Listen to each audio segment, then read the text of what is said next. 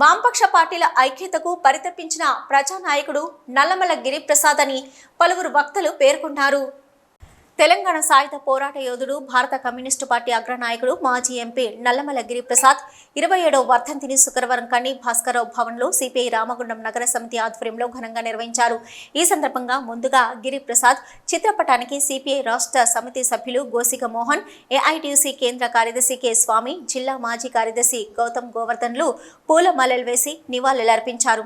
అనంతరం వారు మాట్లాడుతూ ఖమ్మం జిల్లా మధుర మండలం తొండల గోపవరంలో పుట్టి మద్రాస్ కళాశాలలో ఉన్నత చదువులు చదువుతున్న రోజుల్లో తెలంగాణ సాయుధ పోరాటానికి మద్దతుగా 1947లో చదువుకు స్వస్తి చెప్పి కమ్యూనిస్టు పార్టీలో చేరి తుపాకీ చేతపట్టి నిజాం రాక్షస రజాకార్ మూకలపై తిరుగుబాటు చేసి సాయుధ పోరాటానికి ఊపిరులూదారని అన్నారు.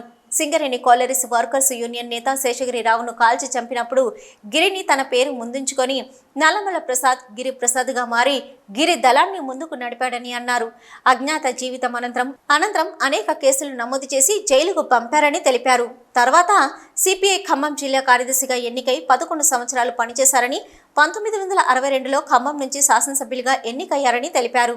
సిపిఐ బలమైన రాజకీయ శక్తిగా ఎదిగేందుకు గిరిప్రసాద్ తీవ్రంగా కృషి చేశారని అన్నారు. నల్లమల గిరిప్రసాద్ గారి అసలు పేరు నల్లమల ప్రసాదరావు గారు. ఆయన పుట్టి పెరిగింది మధిర తాలూకా తొండల గోపవరం అనే గ్రామం. ఆ తర్వాత ఉన్నత విద్య కోసం మద్రాసుకు వెళ్ళాడు. మద్రాసు కాలేజీలో చదువుతున్నప్పుడు ఇక్కడ నిజాం నియంతృత్వ పాలన, నిరంకుశత్వం, భూస్వాముల దౌర్జన్యాలు, వెట్టి చాకిరి ఇదంతా ఆయన మద్రాసులో ఉండగానే గమనించి ఇక్కడ ఆంధ్ర మహాసభ ద్వారా ఒక ఉద్యమాల అలికిడి ఎప్పుడైతే మొదలైందో ఆయన ఆ ఉన్నత విద్యను వదిలిపెట్టి ఆయన ఊరికి వచ్చాడు. ప్రప్రథమంగా తొండల గోపవరం నుంచి ఆయన తొలిపోరు మొదలుపెట్టింది. అట్లా అట్లా అట్లా ఆయన తాలూకా నాయకునిగా, జిల్లా నాయకునిగా ఎదిగిన తర్వాత అప్పుడు మన పార్టీ మీద ఒక నిర్బంధం కొనసాగుతుంది.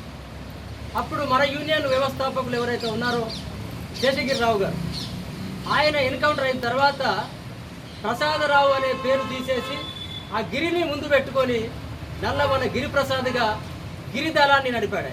ఆయన దళం పేరు గిరిదళం. ముఖ్యంగా ఖమ్మం జిల్లా అటవీ ప్రాంతంలో గిరిజనులను సమీకరించి లంబాడాలు, కోయాలు, చెంచులు అందరినీ సమీకరించి ఆయన భూ పోరాటాలు నడిపి ముఖ్యంగా పాల్వంచ ప్రాంతంలో వేల ఎకరాలని పంచిపెట్టి ఆ గిరి దళానికి నాయకత్వం వహించిన వాడు కామ్రేడ్ గిరిప్రసాద్ గారు. రైతాంగ సాయుధ పోరాట యోధుడు, ప్రముఖ కమ్యూనిస్టు పార్టీ నాయకులు కామ్రేడ్ గిరిప్రసాద్ గారి యొక్క 27వ వర్ధంతిని ఈరోజు ఉమ్మడి రాష్ట్రంలో ఎంతో ఘనంగా జరుపుకోవడం అనేది జరుగుతుంది. తెలంగాణ సాయుధ పోరాటంలో వారు ఎన్నలేనటువంటి సేవలు చేసి నిజాం ప్రభుత్వానికి వ్యతిరేకంగా అనేకమైనటువంటి పోరాటాలు చేసినటువంటి చరిత్ర కామ్రేడ్ గిరిప్రసాద్ గారికి ఉన్నది. అయితే ముఖ్యంగా కమ్యూనిస్టు పార్టీ రాష్ట్ర కార్యదర్శిగా సుదీర్ఘ కాలం ఈ రాష్ట్రంలో పనిచేయడం అనేది జరిగింది. వారి యొక్క నాయకత్వంలో భూ పోరాటాలు, ప్రజా సమస్యల మీద అనేకమైనటువంటి పోరాటాలు చేయడం అనేది జరిగింది. అదేవిధంగా పార్టీ కానీ, ప్రజా సంఘాలు కానీ అభివృద్ధిలో వారి యొక్క పాత్ర ఎనలేని విధంగా ఉన్నది. అదేవిధంగా చట్టసభల్లో మరి వారు శాసనసభ్యునిగా, పార్లమెంటు సభ్యునిగా చట్టసభల్లో ప్రజావాణిని వినిపించి కమ్యూనిస్టు పార్టీ యొక్క ఉనికిని దేశవ్యాప్తం చేసినటువంటి చరిత్ర ఈ యొక్క గిరిప్రసాద్ గారికి ఉన్నది.